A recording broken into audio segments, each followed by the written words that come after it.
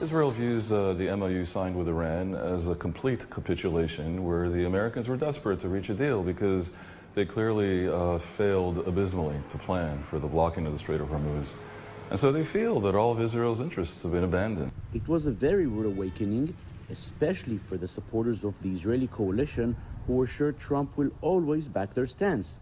Israeli officials may be careful not to publicly criticize the American administration, but the comments made off record are those sometimes reserved to Israel's worst enemies. Washington is well aware of these sentiments and is also quite concerned they may push Israel to pursue its own actions. No doubt that the Americans, some of the Americans, definitely some of the Americans that are negotiating, like the Vice President J.D. Vance, thinks that Israel can put some obstacles and jeopardize the negotiations. They see that as an option that Israel might hinder the negotiations. A major conflict between Israel and the United States is always a big story. It is a much bigger story when Israel is heading to elections. Even more so, the whole strategy of Prime Minister Benjamin Netanyahu was to portray the very good relations he holds with President Trump as the reason the president always stands by Israel's side.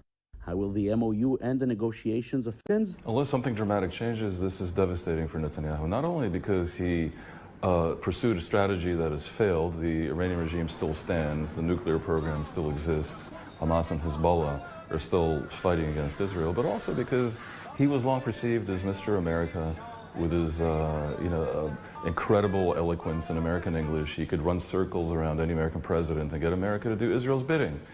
And instead of that, we see that he brought Israel to an unbelievably low point, historically unprecedented in its relationship with America. Netanyahu did practically everything he could to stop the previous Iran deal under President Barack Obama more than a decade ago. It is still unclear how the negotiations in Switzerland will end. What is clear is that the Israeli diplomatic policy of relying on a single ally has completely failed.